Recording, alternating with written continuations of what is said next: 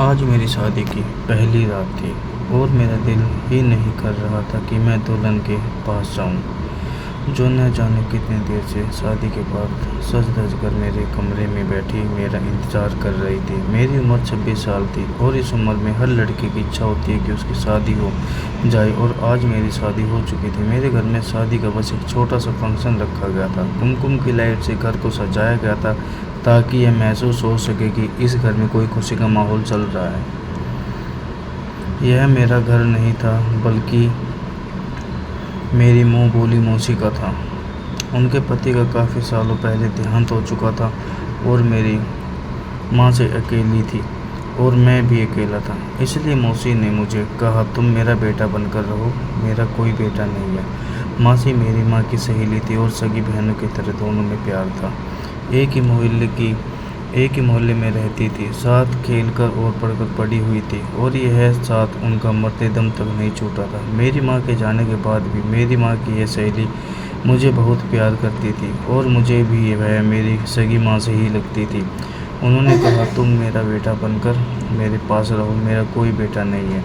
मुझे भी घर की ज़रूरत थी और मौसी को सहारे की ज़रूरत थी, इसलिए मैं बिना झिझक उनके घर में रहने के लिए आ गया। मैं पिछले 3 साल से इस घर में रह रहा था। यहाँ पर माफ़ी और उनकी छोटी बेटी रहती थी। 3 साल पहले मौसी की बेटी की उम्र 12 साल की थी और मैं बस उसे बच्चों की तरह ही समझता था, लेकिन वही 12 साल की बच्ची आज 15 साल की होकर मेरी दुल्हन के रूप में ही मेरे कमरे में बैठी हुई थी। वह कमरा जो मौसी ने इस घर में मेरे नाम का रखा था, और मैं 3 साल से इसी कमरे में रहता था। लेकिन मैंने कभी यह नहीं सोचा नहीं था कि मेरी शादी मेरी मुँह बोली माँ से कि 5 साल की बेटी से हो जाएगी। वह अंदर कमरे में बैठी हुई थी और मैं बाहर टीवी हॉल में सोफे पर बैठा हुआ था। मौसी शायद सोने के लिए चली गई थी और जो थोड़े बहुत मेहमान थे वह भी घर वापस चले गए थे, लेकिन मैं कशमकश में था कि कमरे में जाऊँ या ना जाऊँ। मुझे बहुत बुरा लग रहा था कि मैं एक 15 साल की लड़की के साथ पति पत्नी का रिश्ता कैसे निभाऊंगा। मुझे सोचते हुए ही अजीब लग रहा था कि मैं उस छोटी सी बच्ची के साथ, क्योंकि वह जैसी भी थी अभी बहुत ही कम उम्र की थी और छोटी बच्ची ही थी। मैंने बस अपनी मौसी के कहने पर यह शादी की थी। हाँ, अगर रागिनी थोड़ी सी बड़ी होती, वह 15 की जगह 18 या 20 साल की होती, तो फिर भी मैं शादी से खुश हो जाता, क्योंकि वह बहुत ही प्यारी लड़की थी और मुझे उससे शादी करने पर कोई ऐतराज़ नहीं होता था। मुझे ऐतराज़ सिर्फ और सिर्फ रागिनी की कम उम्र होने पर था, उससे ज़्यादा मुझे कोई मतलब नहीं था। लेकिन मौसी ने कुछ इस तरह से जज्बाती तौर पर ब्लैकमेल किया कि मैं इनकार नहीं कर सका। मैंने तो मौसी से यह कह दिया कि मैं भी रागिनी के साथ फेरे ले लेता हूँ, लेकिन विदाई बाद में कर देना। जब वह बड़ी हो जाएगी तब तक मैं अपने दोस्त के पास दुबई चला जाता हूँ और वहाँ कुछ काम धंधा करूँगा, कुछ पैसे भी हो जाएंगे। उसके बाद आप विदाई कर देना, मुझे कोई ऐतराज़ नहीं होगा। लेकिन मौसी कहने लगी, नहीं, मुझे विदाई भी आज ही करनी है। मुझे विदाई वाली बात समझ नहीं आई। असल में तो हम एक ही घर में रहते थे। ऐसा नहीं था कि इस घर से दूसरे घर रागिनी को विदा होकर जाना था। विदाई से पहले मेरा मतलब यही था कि जिस तरह से पति पत्नी एक रिश्ते में बंध जाते हैं, एक दूसरे के होते हैं, वह शुरुआत हम अभी नहीं करेंगे। जब रागिनी बड़ी हो जाएगी तब करेंगे, यानी आज से 4-5 साल के बाद, क्योंकि मैं इतनी छोटी सी लड़की से शादी करने को कानूनी जुर्म समझता था और यह वाकई कानूनी जुर्म ही था। इसलिए खामोशी से माफ़ी ने मेरी शादी करवा दी, वरना अगर बात पुलिस तक पहुंच जाती तो पुलिस हमारे घर आ जाती, क्योंकि इस मामले में कानून भी बहुत सख्त हो चुका है। इस शादी को लेकर मैं काफ़ी हद तक डरा हुआ भी था। मेरा फ्यूचर भी शादी की वजह से ख़राब हो सकता था। अगर किसी ने पुलिस में जाकर या कोर्ट में जाकर चुगली कर दी कि मैंने एक कम उम्र की लड़की से शादी की, तो यकीनन मुझे कोई न कोई सज़ा तो मिल ही जानी थी। यही सब सोचकर और उदास होकर सोफे पर बैठा हुआ था कि मेरी मौसी के कमरे का दरवाज़ा खुला और बाहर आ गई और मेरी तरफ हैरत से देखने लगी और मुझे कहा, तुम अभी तक अपनी दुल्हन के पास नहीं गई हो? वह तुम्हारा इंतज़ार कर रही है। मौसी के मुँह से यह बात सुनकर मुझे जाने क्यों अजीब सा लगा। अपने दिमाग में सवाल का जवाब सोच रहा था कि मौसी को क्या जवाब दूँ। मैं उनसे क्या कहता कि दुल्हन के पास नहीं जाना चाहता। यह कहकर मैं मौसी से नज़रें चुरा लिया। अगर वह वाकई में दुल्हन बनने की काबिल होती तो मुझे जाने में कोई ऐतराज़ नहीं था, लेकिन वह तो एक छोटी सी 15 साल की बच्ची थी और उसकी उम्र तो गुड़ियों से खेलने की थी। मैंने कहा कि मेरी तबीयत ठीक नहीं है, तो मौसी ने कहा कोई बहाना नहीं चलेगा, तुम्हें अपनी दुल्हन के पास जाना होगा। मैं बड़े अरमानों से अपनी बेटी की शादी तुमसे की है, अब इस तरह से तुम मेरी बेटी को दुत्कार नहीं सकती हो। मासी की बात पर मैं हैरान हो गया। युद्ध करने वाली बात कहाँ से आ गई? वह शायद मेरी बात समझते हुए भी नहीं समझ पा रही थी। मजबूरन मुझे वहाँ से उठना पड़ा और रागिनी के पास जाना पड़ा। जैसे ही मैंने कमरे का दरवाज़ा खोला तो देखा रागिनी पूरे दुल्हन के रूप में तैयार होकर सर झुकाए बैठी है। मुझे न जाने क्यों रागिनी को देखकर बहुत दुख हुआ था। वह छोटी सी बच्ची थी और मासी की जिद की वजह से हम दोनों इस बेजोड़ रिश्ते में बंध गए थे। मैंने फैसला कर लिया था कि मैं उसके साथ कुछ भी गलत नहीं करूँगा जब तक कि वह 18 साल की नहीं हो जाती। उसके साथ कोई रिश्ता नहीं बनाऊंगा। मैं उसके करीब जाकर खड़ा हो गया, लेकिन बैठा नहीं था। मैंने उसे कोई बात नहीं की, वह सिर झुकाई बैठी थी। वह इस समय इतनी हसीन लग रही थी कि मैं उसके हुस्न को शब्दों में बयान नहीं कर सकता था। उसकी उम्र 15 साल की थी, लेकिन उसका मेकअप कुछ इस तरह से किया गया था कि वह अपनी उम्र से बड़ी लग रही थी।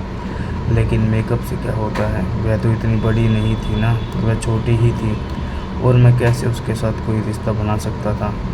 मैंने खामोशी से तकिया उठाया और सामने सोफे पर जाकर सोने लगा तो उसने हैरत से मेरी तरफ देखा। फिर थोड़ी देर बाद बोली, क्या बेड पर ही सो जाए? सोफ़ा तो बहुत छोटा है और आप तो अच्छे खासे लंबे हैं, आपको सोने में परेशानी होगी। उसकी बात सुनकर मैं हैरान रह गया था कि वह छोटी सी थी, लेकिन बाद में उसने बड़ों जैसी कर दी थी।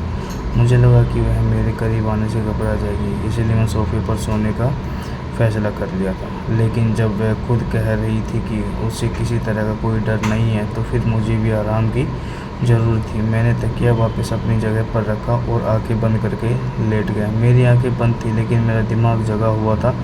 मैंने महसूस किया था कि रागिनी अभी तक बैठी हुई है। क्या वह मेरे इंतज़ार में बैठी हुई थी? मैंने आंखें खोलकर उसकी तरफ देखा तो वह मुझे ही देख रही थी। फिर मैंने उससे कहा कि तुम जाकर या भारी भरकम कपड़े बदल कर कोई कंफर्टेबल कपड़े पहनकर सो जाओ, मुझे भी नींद आ रही है। लेकिन मुझे पता नहीं क्यों लगा था कि मेरी बात सुनकर नाराज़ हुई थी। हालांकि मेरी बात सुनकर उसको खुश हो जाना चाहिए था। मेरे हिसाब से तो उसे इस रिश्ते के बारे में जानकारी नहीं होगी। इतनी छोटी सी थी तो फिर भी थोड़ी देर बाद ड्रेसिंग रूम में चली गई। उसने अपने कपड़े बदल दिए और मेरे बराबर लेट गई, तो मैंने उठकर लाइट ऑन कर दी। लेकिन सोते समय मुझे पता नहीं क्यों महसूस हो रहा था कि वह बार बार सरक कर नींद में मेरी तरफ आ रही है। मैं बार बार उसे फिर से उसकी जगह पर आराम से धकेल देता, लेकिन वह फिर से सरक कर मेरे करीब आ जाती। वह शायद नींद में थी या उसको ज़्यादा नींद में इधर उधर करवटें बदलने की आदत थी। वह तो नींद में यह हरकत कर रही थी, लेकिन मैं तो जाग रहा था।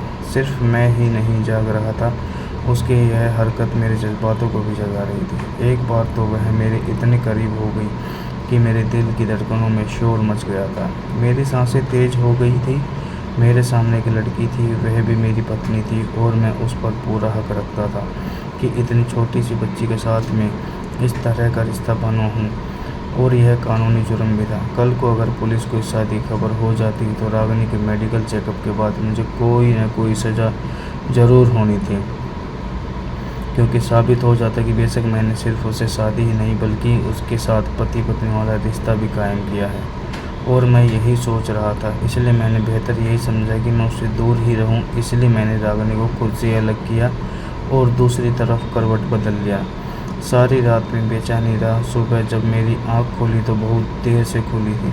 मैंने देखा रागिनी अभी तक सो रही है। मैं आराम से उठकर खड़ा हुआ और घर से बाहर निकल गया और सारा दिन बेचैन ही रहा।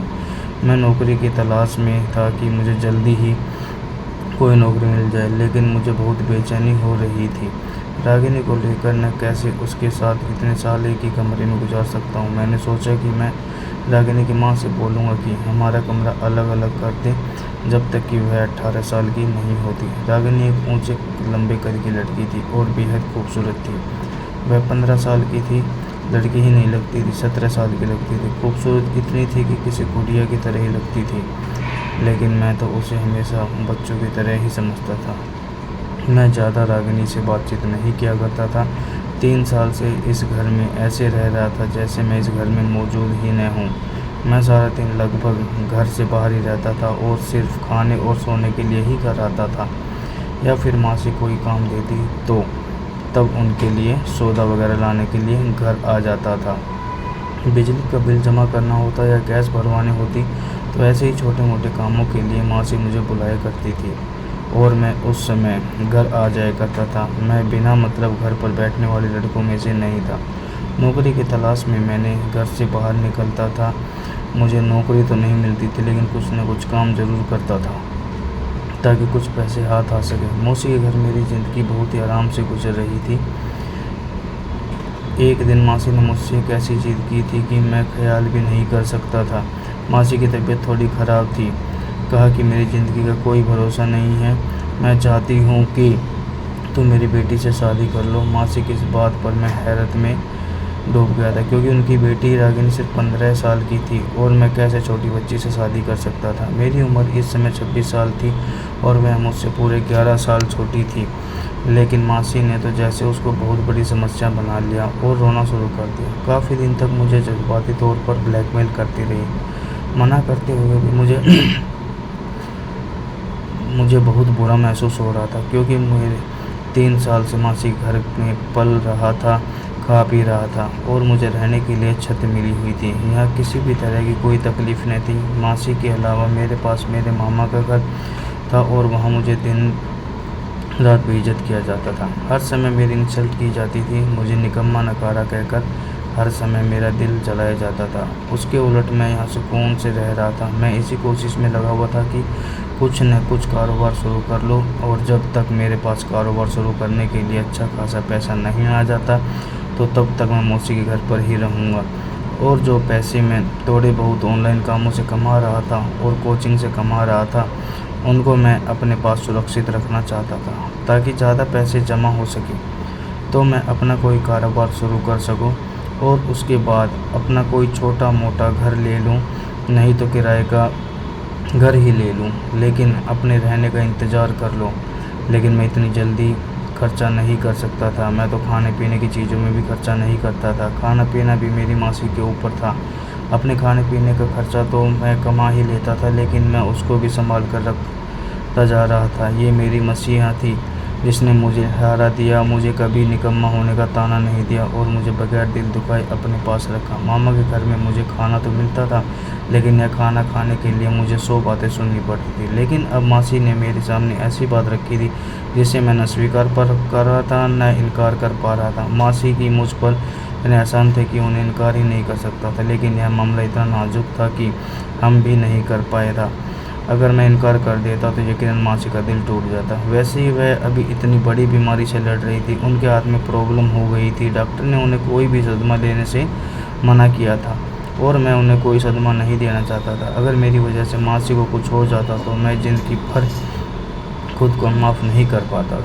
दूसरा, मेरी इस बात से माफ़ी का दिल दुख सकता था। वह मुझे इस घर से निकाल भी सकती थी या फिर शायद वह मुझे अपने घर में रख भी लेती, लेकिन मैं उनसे नज़रें मिलाने के काबिल नहीं रहता। बहुत सोचने के बाद मैं उनकी बेटी से शादी करने की बात मान ली, लेकिन मेरी शर्त थी कि विदाई 5 साल के बाद ही जाए। लेकिन माँ से की बात सुनकर तो मेरे सर पर धमाका हुआ जब उन्होंने कहा कि उन्हें विदाई भी साथ ही करनी है। मैंने कहा, ऐसी क्या मुसीबत है कि जल्दी विदाई हो?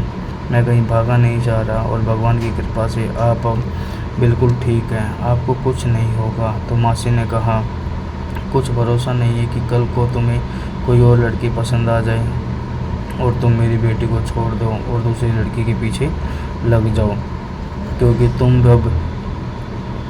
लड़की तुमको अपनी मोहब्बत के जाल में फंसा सकती है और फिर तो मेरी बेटी की ज़िंदगी बर्बाद हो जाएगी।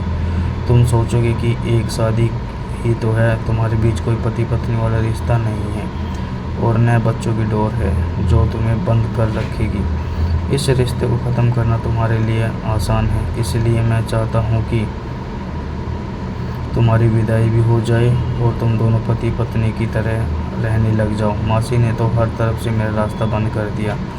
उनकी बात भी अपनी जगह सही थी, बल्कि अगर मैं कहूँ कि उनका डर अपनी जगह सही था कि हर माँ को यह डर होता है कि उसकी बेटी का फ्यूचर क्या होगा। और रागिनी छोटी थी और मुमकिन था कि मैं किसी और की मोहब्बत में गिरफ्तार होकर किसी और से शादी कर भी सकता था, क्योंकि मुझे आए दिन काम के सिलसिले में लड़कियों का सामना करना पड़ जाता था। ऑनलाइन भी मेरी काफ़ी स्टूडेंट लड़कियां थी जिसे मेरी अच्छी खासी दोस्ती थी। हो सकता था कि उनमें से कोई मुझे अच्छी लग जाए और मेरा इरादा बदल जाता। बहुत ज़्यादा सोचने के बाद में रागिनी से शादी की हामी भर ली थी और विदाई के लिए भी तैयार हो गया था, क्योंकि मेरे पास अभी फ़िलहाल रहने की कोई जगह नहीं थी। जितने पैसे मैं जमा कर चुका था वह घर लेने के लिए काफ़ी नहीं था, और घर ले भी लेता तो फिर खाना पीना कहाँ से होता। सारी बातों को ध्यान में रखते हुए मैंने रागिनी से शादी में ही भलाई समझी और इसी को अपनी किस्मत समझ लिया। सोचा बस कुछ साल इंतज़ार करता हूँ, वह बड़ी हो जाएगी, उसके बाद ही मैं उसके साथ कोई रिश्ता रखूँगा। बस ठीक है, ज़िंदगी अच्छी गुजर जाएगी रागिनी के साथ, या फिर यह भी हो सकता है कि बड़ी होकर रागिनी का दिमाग बदल जाए और वह खुद ही शादी के लिए इनकार कर दे, क्योंकि मैं पूरे 11 साल बड़ा था। अगर वह ऐसा करती तो मेरे लिए यह आसान ही हो जाता और मेरा रास्ता साफ हो जाता। लेकिन रागिनी की हरकतें तो मुझे कुछ और ही बता दे रही थी। वह इतनी भी छोटी नहीं थी जितनी छोटी मैं उसे समझ रहा था। मैंने महसूस किया था कि बहाने बहाने से वह मेरे करीब होने की कोशिश करती है। फिर मुझे लगा कि यह शायद मासी की पढ़ाई है कि उन्होंने की रागिनी को यह समझाया होगा कि किसी तरह वह मुझसे पति पत्नी वाला रिश्ता बना ले, ताकि जल्दी ही रागिनी उम्मीद से हो जाए और हम दोनों एक मजबूत डोर में बंध जाएं। मुझे माँ से इस सोच पर अफसोस हो रहा था। उन्हें अपने बच्चे की सेहत की चिंता नहीं थी, बस उसका फ्यूचर सुरक्षित करना था। न कोई भागा तो नहीं जा रहा था। लेकिन कुछ समय बाद मेरा यह ख्याल भी गलत साबित हो गया कि मासी की पढ़ाई हुई है। मैंने महसूस किया कि रागिनी तो खुद इस टाइप की है कि उसका दिमाग वक्त से पहले बड़ा हो गया है, हर समय सोशल मीडिया का इस्तेमाल करती है, और शायद उसे इस रिश्ते के बारे में सब कुछ मालूम था और उसके अंदर जज्बात पैदा हो गया था। और मैं उसका पति था, इसलिए वह सोच रही थी कि जल्द से जल्द मैं उसके करीब आ जाऊं। इस उम्र में लड़कियों में हार्मोन्स के बदलाव शुरू हो जाते हैं और उन्हें यह इच्छा बहुत ज़्यादा हो जाती है कि कोई लड़का उनके बहुत करीब हो जाए। यह उम्र लड़कियों की बहुत ही नाजुक उम्र होती है। कहते हैं कि इस उम्र में लड़कियों को माँ बाप की केयर बहुत ज़्यादा ज़रूरी होती है। अगर ऐसे में उनके ऊपर ध्यान न दिया जाए तो वह अपने राह से भटक जाती है। और रागिनी भी इसी उम्र से गुजर रही थी। उसके अंदर बदलते हार्मोन्स उसे तंग कर रहे थे। शायद रागिनी को यह इच्छा थी कि मैं उसके करीब जाऊं और एक रिश्ता कायम करूं, और इसलिए वह बेधड़क मेरे सामने आ जाती थी। रात में हम एक ही बेड पर सोते तो वह मेरे करीब आ जाती, अच्छे से तैयार होकर, और मुझे अपनी तरफ खींचने की कोशिश करती थी। वह अभी सिर्फ 10th क्लास में थी। जब उसे स्कूल छोड़ने जाता तो वह मेरी बाइक पर मुझसे चिपक कर बैठने की कोशिश करती थी। मैं उसे कहता, पीछे हटकर बैठे, तुम कुछ देर के लिए पीछे हो जाती है और फिर दोबारा से फिर मेरे करीब हो जाती। मेरे दिल की धड़कनों में तूफान मच जाता था, लेकिन मैं खुद पर कंट्रोल करता था। मुझे उसकी हरकतों पर गुस्सा आने लगा था। कानूनी तौर पर भी मैं कुछ डरा हुआ था कि कहीं मैं पकड़ा न जाऊं। यह कानूनन जुर्म है, और अगर किसी ने मेरी चुगली कर दी तो मैं जेल की सलाखों के पीछे भी जा सकता हूँ। कुछ दिनों से मैंने देखा रागिनी की दिमागी हालत दिन ब दिन खराब होती जा रही थी। उसे इस बात की परेशानी थी कि मैं उसके करीब नहीं जा रहा हूँ, लेकिन एक दिन मेरी बर्दाश्त की हद ख़त्म हो गई जब उसने खुद ही मेरे बहुत ज़्यादा करीब आने की कोशिश की। शायद उसको खुद पर कंट्रोल नहीं रहा था और वह मेरे सीने से लग गई और मेरे शरीर में भी जैसे आग लग चुकी थी। लेकिन मुझे रागिनी की हरकत बिल्कुल पसंद नहीं आई थी। गुस्से के मारे मेरा बुरा हाल था, और इसी गुस्से में मैंने उसे झटक दिया तो वह रोने लगी। बोली, मैं आपकी पत्नी हूँ, आप मुझसे दूर क्यों रहते हैं? मैंने उससे कहा, पहले अपनी उम्र देखो फिर ऐसी बात कर। मेरा गुस्से के मारे बुरा हाल था। मैंने उसको बहुत ज़्यादा डांट दिया था, न जाने कितनी बुरी बात सुनाई, और घर छोड़कर चला गया। 2 दिन तक घर से बाहर ही रहा और अपना मोबाइल भी बंद कर लिया। और यह 2 दिन मैं अपने दोस्त के घर पर रहा। मैं दिमागी तौर पर बहुत ज़्यादा परेशान था। घर वापस आया तो मासी बहुत परेशान थी। उन्होंने कहा कि मुझे पता था तुम मेरी बेटी को छोड़कर चले जाओगे। यही डर था मैंने देखा कि रागिनी का रंग पीला पड़ा हुआ है और उसकी तबीयत भी ठीक नहीं लग रही थी। वह शायद मेरे घर छोड़कर जाने की वजह से बहुत ही परेशान थी। मुझे पहली बार अपनी गलती का एहसास हुआ था। हंसी से बहाना कर दिया कि मैं 2 दिन के लिए शहर से बाहर गया था। मुझे रागिनी को चुपचाप सी लग रही थी। मुझे खुद पर अफसोस होने लगा। मुझे उससे ऐसा व्यवहार नहीं करना चाहिए था। वह बच्ची है, अभी बहुत है नाजुक उम्र से गुजर रही है और उसे अभी प्यार से समझाना चाहिए, गुस्से से नहीं। मैं कमरे में गया तो रागिनी अपना तकिया उठाकर सोफे पर जाने लगी, क्योंकि उस दिन मैंने गुस्से में उसे बहुत कुछ सुना दिया था। उस दिन मैंने गुस्से से यह भी कह दिया था कि तुम आज के बाद मेरे साथ बेड पर नहीं होगी, वरना मैं कमरे से बाहर निकल जाऊंगा। मुझे अपनी बात याद आई तो मैंने रागिनी को पुकारा। मेरे पुकारने पर वह एकदम से डर गई थी। कहने लगी, प्लीज़ कमरे से बाहर मत जाइएगा, मैं सोफे पर ही सो जाया करेंगे। उसकी बात सुनकर मैं शर्मिंदा हुआ था। मैंने गहरी सांस भरी और उठकर रागिनी के पास आया, उसका हाथ थामा और उसे बेड पर बैठा दिया। आई एम सॉरी ने, गुस्से में तुमसे बहुत कुछ गलत बोल गया। मेरी जरा सी नमी पाकर वह रोने लगी। रोते हुए मेरे साथ लग गई। मैं उसे चाहकर भी खुद से पीछे नहीं कर पाया था, बल्कि उसे और अपने साथ लगा लिया। वो सिसकियों से रो रही थी। कहने लगी, मुझे पता है कि मैं आपको बहुत बुरी लगती हूँ। मम्मी के मजबूर करने पर आपने मुझसे शादी की। उसकी बात सुनकर मैं उसका चेहरा ऊपर किया। मैंने कहा, तुम बुरी नहीं लगती, बल्कि अच्छी लगी हो तुम। अब तुमसे दूर रहना मुझे मुश्किल लगने लगा है और तुम्हारे पास में आ नहीं सकता, क्योंकि तुम अभी कम उम्र हो। मैं तुम्हें इतनी कम उम्र में किसी मुसीबत में नहीं डालना चाहता था। मैंने आज से अपने हर दर्द बता दिया था। मुझे लगा यह सुनकर उसे सुकून हो जाएगा, लेकिन वह तो और भी ज़्यादा परेशान हो गई थी और किसी गहरी सोच में डूब गई थी। समय कुछ और आगे को बढ़ा तो रागिनी का पेट फूलने लगा। उसकी रंगत भी पीली पड़ने लगी। माँ से भी उन दिनों कुछ गुपचुप सी थी, काफ़ी बीमार थी, कहने लगी थी। मैं मासी से रागिनी के बारे में कहा कि उसे डॉक्टर के पास ले जाए तो मासी कहने लगी, मैं उसे डॉक्टर के पास ले गई थी, उसे दवा दे रही हूँ, ठीक हो जाएगी। मासी की तबीयत बहुत ज़्यादा बिगड़ गई। उनके सीने में फिर से दर्द उठा था। मैं जब तक उन्हें अस्पताल लेकर गया वह दम तोड़ चुकी थी। यह सदमा रागिनी के लिए भी बहुत बड़ा था। उस समय मैंने उसे संभाला था, लेकिन अब मैंने महसूस किया कि उसका पेट बहुत ज़्यादा बड़ा होने लगा है। मैं उसे डॉक्टर के पास लेकर गया। डॉक्टर ने अल्ट्रासाउंड किया और जो कुछ मुझे बताया, मेरे होश उड़ गए। डॉक्टर कहने लगे, आपकी पत्नी 5 महीने की प्रेग्नेंट है। यह सुनकर तो मेरा दिमाग घूम कर रह गया था। मैंने जैसे बच्ची समझ रखा था उसे बच्ची समझ उसके पास नहीं जाता था। वह कम उम्र में ही यह गुल खिला बैठी थी और अपना गुनाह छुपाने के लिए से शादी की थी। कि जल्दबाजी अब मुझे समझ आई कि रागिनी का मेरे करीब आना मुझे अब समझ आया था। मेरी अकल हैरान थी, इतनी सी उम्र में रागिनी यह सब कैसे कर सकती थी। डॉक्टर कहने लगी, आपकी पत्नी बहुत कम उम्र है, उसका बहुत ख्याल रखना, वरना डिलीवरी मुश्किल पैदा हो सकती है। मैं जब घर वापस आया तो रागिनी को कमरे में ले गया, उसे बेड पर ले जाकर पटक दिया। मैंने कहा, मुझे नहीं पता था कि इतनी सी कम उम्र में तुम यह सब कुछ भी कर सकती हो। तुम्हें और मासी को मैं ही मिला था तुम्हारा यह पाप छुपाने के लिए। वो रोने लगी, कहने लगी, मेरा कोई दोष नहीं है। मेरे ऑटो ड्राइवर ने ज़बरदस्ती मेरे साथ यह कहकर वह से शक से कर रोने लगी। कहने लगी, मम्मी मुझे डॉक्टर के पास ले गई थी, लेकिन डॉक्टर ने एबॉर्शन से मना कर दिया था कि मैं अभी बहुत कम उम्र हूँ और तकलीफ़ सह नहीं सकती। नया सुनकर सर पकड़कर बैठ गया था। रागिनी कहने लगी, मुझे तलाक मत दीजिएगा, बेशक आप दूसरी शादी कर ले, लेकिन मुझे अकेला मत छोड़ेगा। मेरा कोई दोस्त नहीं है। वह मेरे कदमों में बैठ गई थी, लेकिन मैं उसकी तरफ देख भी नहीं रहा था। उसने और उसकी माँ ने मुझे धोखा दिया था। वह मुझे सहन नहीं हो रहा था। मैं उसे धक्का देकर कमरे से बाहर निकल गया। हमेशा के लिए मैं काफ़ी दिनों से दुबई जाने की तैयारी कर रहा था।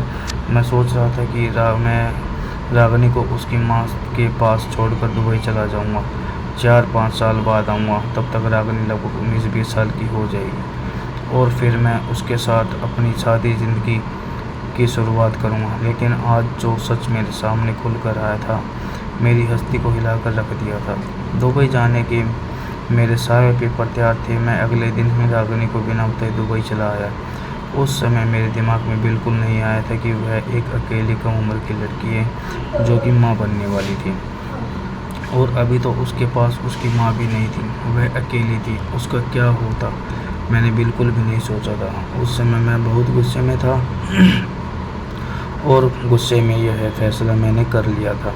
मैं उसे छोड़कर दुबई आ गया और काम की तलाश में लग गया। कुछ महीनों बाद मुझे एक अच्छी जगह नौकरी मिल गई थी और मैं अपनी ज़िंदगी में व्यस्त हो गया। मुझे नहीं पता मेरे पीछे से रागिनी का क्या हुआ था, लेकिन जो कुछ मैंने किया शायद गलत किया था, और यह एहसास मुझे चैन नहीं दे देता।